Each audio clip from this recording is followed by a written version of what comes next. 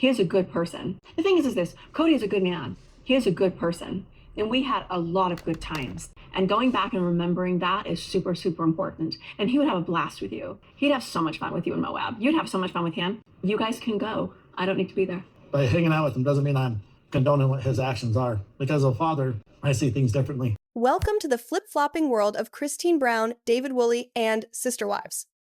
Because somehow, in a season that's supposed to be all about truth, the world outside of it is suddenly rewriting that truth. Apparently now, Kody Brown is a good man. A good man, you guys. It's wild, because this is the same Kody who spent entire seasons dodging accountability, twisting words, and turning emotional neglect into a group activity. The same man who made every conversation about loyalty while forgetting what compassion even looked like, and yet now, people are acting like he's been misunderstood this whole time. Christine, for her part, has come a long way. She's healed, she's thriving, and she's rewriting her story, which is powerful to see. But when hints start dropping that maybe Kody wasn't that bad, it makes everyone stop and go, wait, are we watching history get rewritten in real time? Because calling Kody Brown a good man after everything the viewers have seen feels off. It's not about bitterness, it's about memory. Fans watched him prioritize one relationship while letting the rest crumble. They heard the words, saw the tears, lived through the gaslighting right alongside the wives. So, for the audience, this new narrative doesn't land easily. It feels like emotional whiplash, like someone's trying to soften the edges of a story everyone already knows too well. Christine believes Kody is a good man, and she's convinced that David is going to have a great time with him. But let's be honest, there's something going on here. One, they need content for a show. Because when things start feeling too calm, too settled, that's when the cameras get restless. It's almost like they're building the storyline where everyone suddenly gets along, just to keep the momentum going. The Kody's not so bad after all. Narrative gives them something new to spin, especially now that most of the real drama has already burned out. 2. At the time this was filmed, there was actually a court order in place, and that changes everything. Christine wasn't allowed to say anything negative about her ex, Kody Brown. This wasn't about keeping the peace for TV. It came straight out of a custody dispute. The order specifically stated that she couldn't disparage Kody in front of their daughter truly.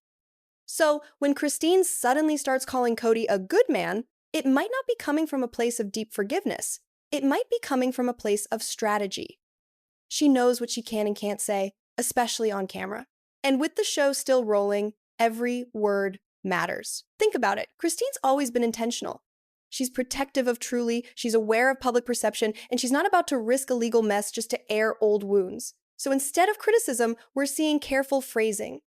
The kind of phrasing that keeps everything legally clean, emotionally neutral, and network approved. It's less Kody's changed and more Christine knows exactly what she's doing. Some people would argue that public statements made by Christine about Kody could still be perceived as in front of Truly, even if she never actually hears them. Because in the age of the internet, everything lives forever. Clips, interviews, podcasts, fan edits, and all it takes is one scroll, years from now, for Truly to see it herself. That's why Christine's been so careful with her words this season. You can feel that she's filtering, choosing her tone, walking that tightrope between authenticity and responsibility. But here's the interesting part. While everyone else seems to be on their best behavior this year, there's one person who clearly didn't get that memo, Kody Brown.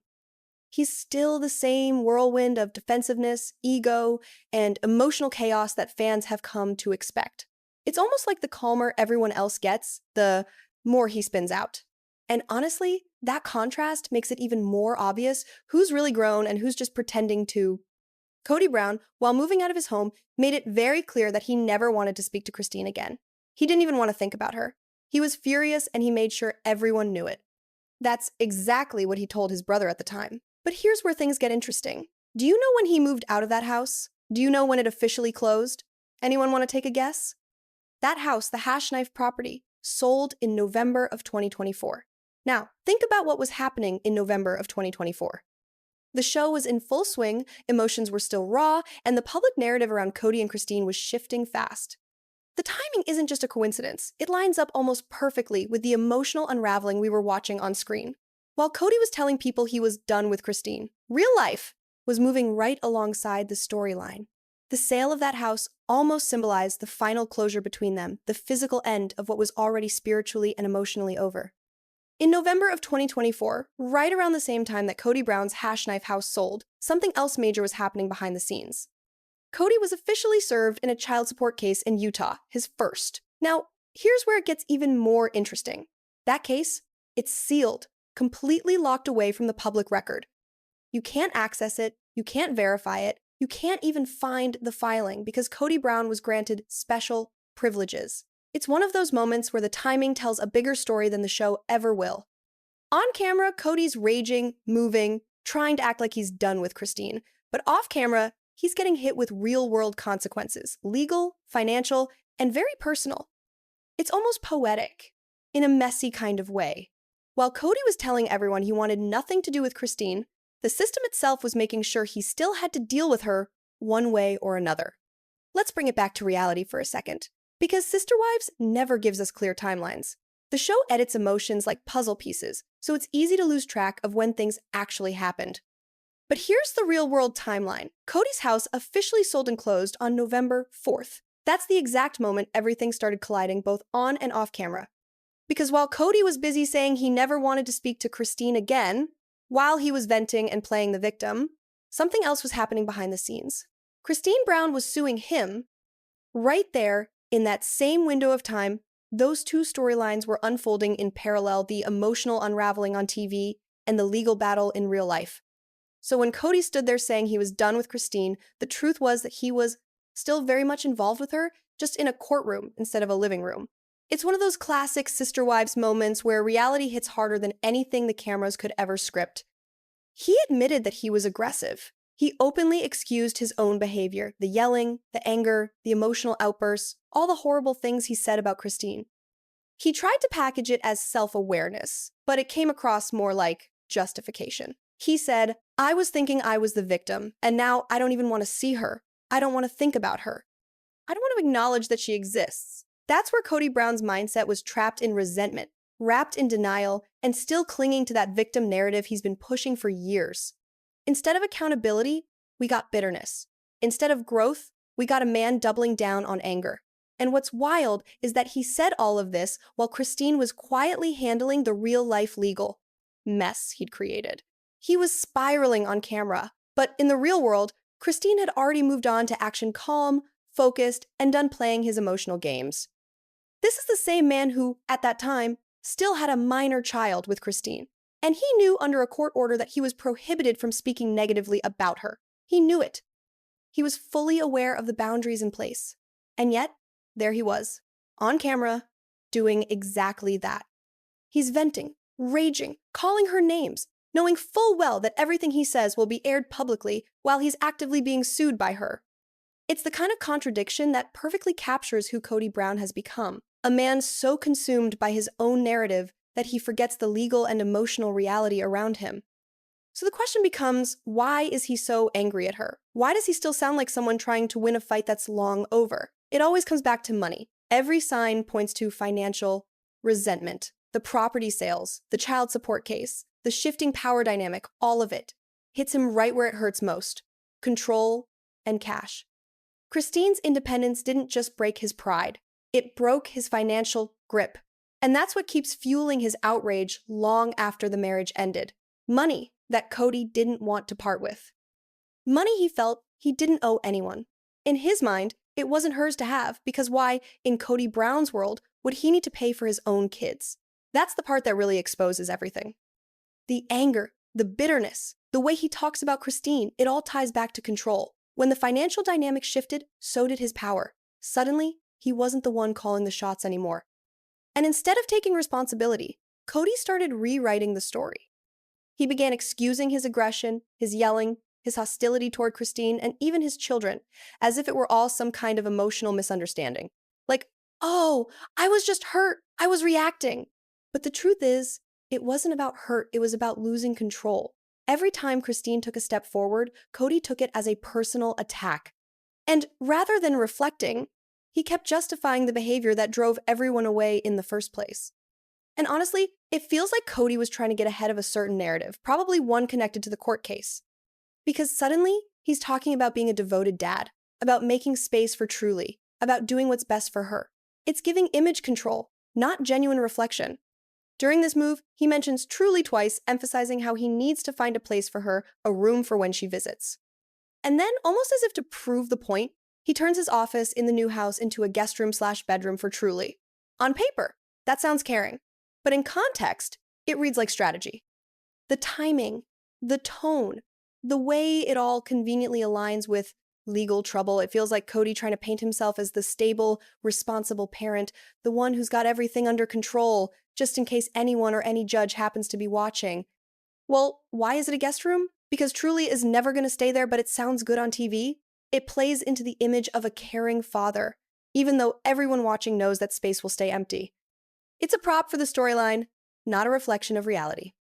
So while Kody is sitting there, saying he hates Christine, saying he never wants to talk to her again, and excusing his behavior like it's all justified, he's doing it while being sued.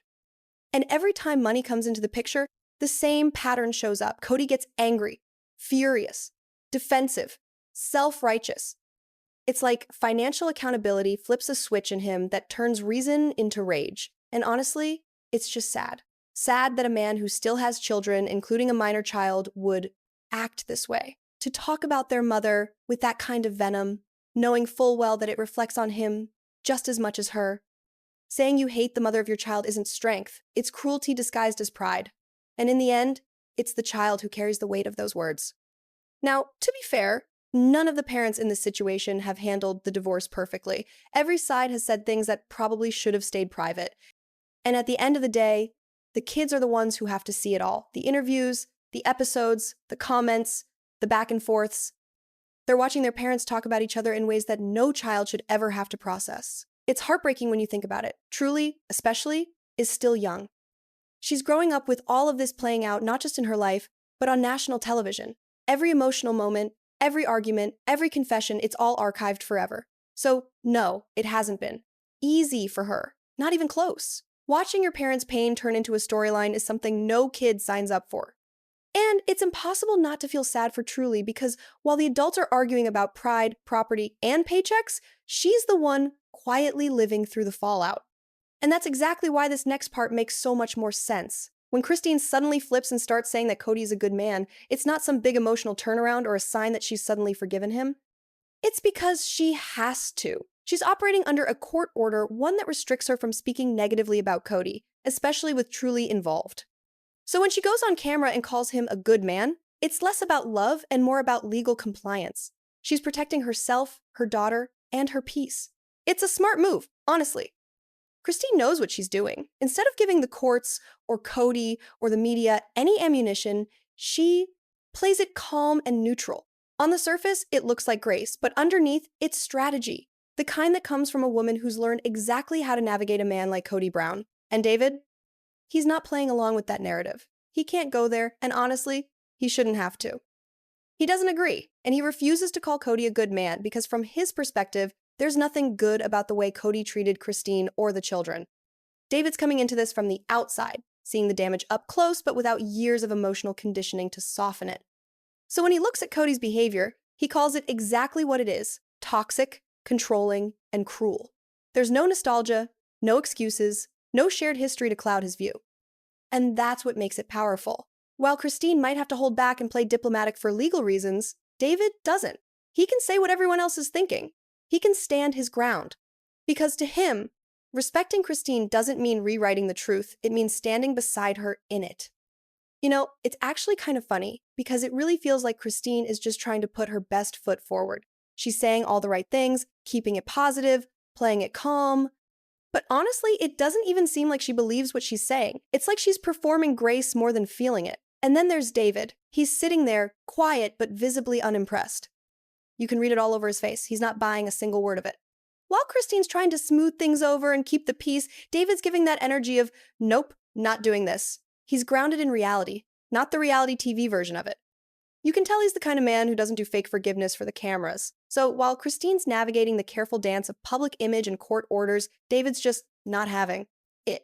And honestly, that contrast between them says everything. And David isn't under any sort of court order. He doesn't have to say anything nice. He doesn't have to hold back. And honestly, that's fair. David could probably say a lot of things about Kody, things that would sting, because at this point, He likely knows more about that marriage than viewers ever will. But what's interesting is that David doesn't even need to go for the jugular. He just says what so many people, especially men who've watched Kody's behavior, have been thinking for years. He doesn't believe Kody's a good man. And more than that, he would never condone how Kody has treated his kids. Because David's a father, too. And when you're a dad, you see things through that lens. You can't watch another man disregard his children and still call that okay. That's why David's stance hits differently. It's not drama, it's integrity. It's actually kind of funny, though, because David's feelings are so transparent. He doesn't need a camera confessional to spell it out. You can see it in his body language, his tone, the quiet way he disengages whenever Kody's name comes up. It's that calm kind of disapproval that says more than words ever could. But at the same time, it's hard not to feel for the kids who are stuck in the middle of all this. The adults might be the ones arguing, posting, and giving interviews, but the children are the ones absorbing it all, especially the minor kids, who don't have the luxury of tuning it out. It's heartbreaking when you think about the emotional mess they've had to navigate. Hearing one parent bash the other, watching relationships crumble on TV, seeing family tension become entertainment, it's too much for any kid, let alone one still figuring out who they are. It just feels so toxic. A family dynamic that used to be about unity and faith turned into one defined by resentment and cameras. And no matter how the adults try to justify it, the truth is simple. No child deserves to grow up in the middle of that chaos. And it's just sad, really, how the kids always end up as part of the conversation, used as talking points in the middle of grown-up disputes. Their names get thrown around like emotional ammunition, and it's not fair. And to be clear, it's not the women doing this, it's Kody. He's the one who constantly brings the kids into the argument when he's trying to make a point or shift the blame. It's like he forgets that these are real people, not props in his narrative. The kids are caught in the crossfire between Kody's pride and everyone else's healing. And that's where it gets complicated because the kids also want their moms to finally have financial freedom. For years, Kody controlled everything, from money to opportunities. So now, seeing their mothers build something of their own through the show, through social media, through independence, it's empowering, but it's bittersweet because they also know how much pain the show causes. It's the same platform that broke their family apart in public. So even when it provides stability and income, it comes with this heavy emotional price. The kids are proud, but they're also tired of watching their family's wounds turned into storylines. And it's such a conflicting space to sit in, because on one hand, we can have real conversations about the harms of polygamy, and we should.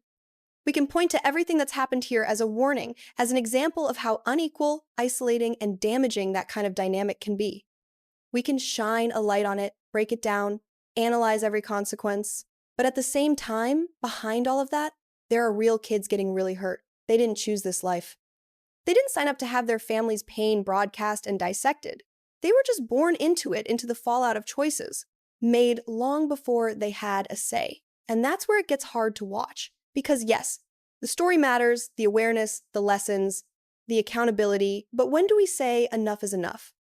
When do we stop pulling apart this family's trauma for the sake of entertainment and finally let the kids have peace? It's one of those moments where you realize that every episode, every headline, every interview isn't just content, it's somebody's childhood still trying to heal. And honestly, it's a relief that Christine has people around her who help keep her grounded, people who remind her of the truth when the cameras start blurring the lines. The kind of friends and family who aren't afraid to say, listen, no, he's not that great of a guy. Because here's the thing, while Christine was on camera saying Kody's a good man, she was also doing interviews and podcasts at the same time where she called him exactly what he's been, a deadbeat dad. And that timing wasn't random. The new season of Sister Wives had just dropped, meaning the public conversation about Kody's behavior was heating up all over again. So it's almost like Christine was juggling two worlds, the polished, camera-friendly version where she had to stay diplomatic, and the real-life version where she was finally speaking her truth. It's that balance between protecting her peace and reclaiming her voice. And honestly, watching her learn how to do both has been one of the most fascinating parts of this whole story. Christine was out promoting Sister Wives season 19 at the time, doing interviews, showing up on podcasts, and let's be real, she was not holding back. She was calling Kody a deadbeat dad, straight up. So when you compare that to what's being filmed on the show, it doesn't exactly match up. On one hand, she's smiling for the cameras, saying Kody's a good man, and on the other, she's out here dragging him in interviews. And that's what really makes people pause, right? It blurs the line between what's real and what's just TV. because the timelines never quite make sense. And you start to wonder how much of this is Christine being strategic and how much of it is her just trying to survive in two completely different realities. Honestly, the whole idea of sister wives and brother husbands has always felt weird to a lot of people. The terms themselves sound unsettling. Because let's be real, when you really think about it, it almost implies some kind of incestuous setup, like they're supposed to be sisters, but they're all married to the same man. It's bizarre. It blurs boundaries that should never be blurred, and it just feeds into that twisted logic that polygamy somehow tries to normalize.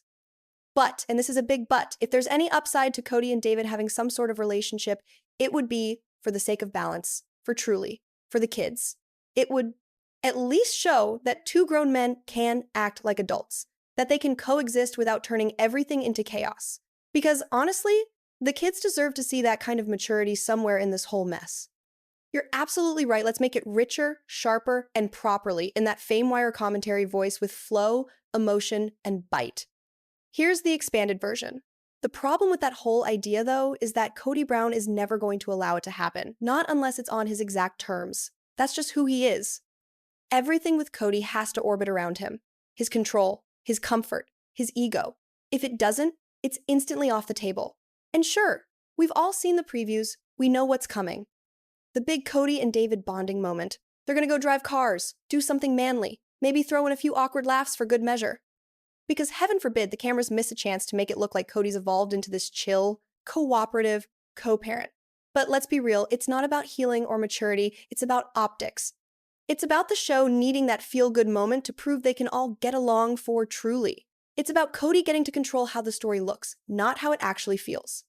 And honestly, you can already sense the tension. You know, David's showing up trying to be genuine, trying to keep things grounded, while Kody's just performing civility for the cameras. It's classic Kody turning even the most delicate, emotional situations into a stage for himself.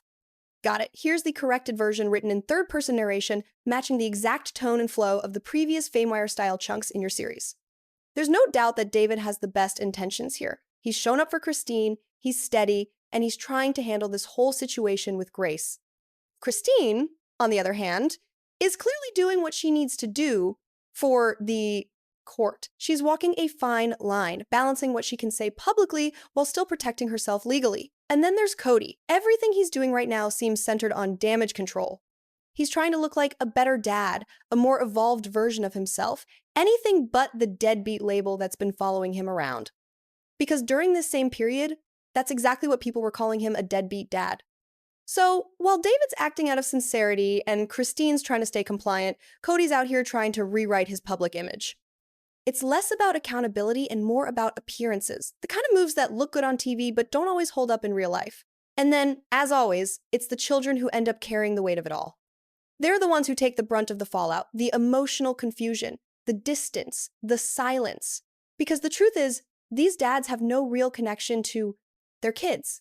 There's no emotional depth, no real bond, nothing beyond the simple biology that created them. It's heartbreaking, really, because the kids didn't ask for any of this. They're just left trying to make sense of parents who can't seem to see past their own egos long enough to actually show up for them. They have no real connection to the child, not emotionally, not relationally. And that makes everything harder for these women who are trying to move forward with new relationships. Because no matter how far they go, there's always this pull, this undertone of pressure from the old life, from the cult trying to drag them back in. Now, Kody's technically out of the cult, but let's be honest, that doesn't mean he's free from the mindset. He's only ever going to play nice if there's something in it for him. If it saves him money, if it makes him look better, if it gives him even the smallest bit of leverage, then he'll cooperate. But genuine kindness, authentic reconciliation, that's not how Kody operates. For him, everything's a transaction.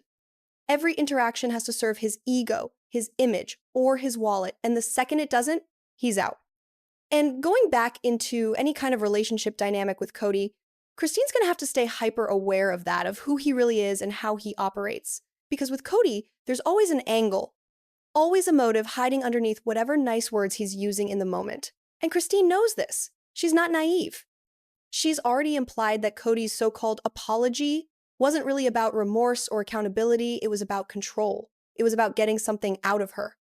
Whether it's money, public sympathy, or just the satisfaction of keeping a little bit of power over her, there's always a reason when Kody suddenly decides to play nice.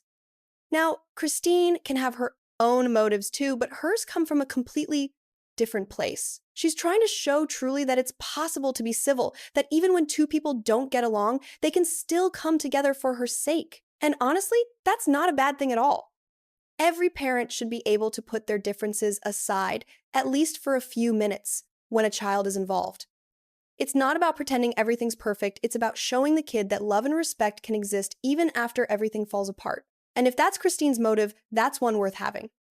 If the parents truly care about the child and if the child wants that relationship, then yes, they should try to make it work. But that choice has to go both ways. Because if the child doesn't want to have a relationship with that parent, that has to be respected too. And here's the thing, Truly's at that age now where her voice actually matters. She's 15, turning 16 in April, practically an adult in emotional terms, after everything she's seen. And in Utah, once a child turns 16, they have legal standing in custody matters. Their preferences start to carry real weight. So if, when that time comes, Truly decides she doesn't want to see her dad anymore, Christine could go back to court and file for a modification. And Truly could tell the court herself, clearly, directly, that she no longer wants contact. It's a powerful position, and honestly, one that speaks to how much these kids are growing up in the middle of chaos and learning to advocate for themselves. And if that happens, if the court agrees that it's in Truly's best interest, the judge can officially order that she doesn't have to see her dad anymore. It's really that simple. But that also shows just how delicate things are right now. This isn't some abstract situation. It's a real, emotional balancing act between legal rights, family ties, and a teenager who's been forced to grow up too fast. And honestly, it doesn't even seem like Truly sees Kody that often anyway. They live about 8 hours apart, and Kody rarely leaves Flagstaff. He's made it pretty clear over the years that convenience plays a big role in how he parents. If it's not easy or close, it just doesn't happen, and that's heartbreaking when you think about what that means for his relationship with his daughter. So, let's just clear this up right now. Brother husbands is not a thing. Neither are sister wives. Those terms only exist in the world of cults and control. Brother husbands might sound like a joke, but Kody loves to say, men don't like to share. Well, here's the thing. Kody, women don't like to share either.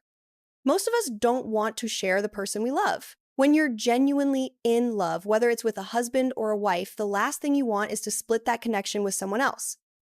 Let's be real. Women can be just as territorial as men, maybe even more. We've all seen it, the girl who's ready to burn a pile of clothes the second she finds out her man's been playing games. It's not about possession, it's about respect.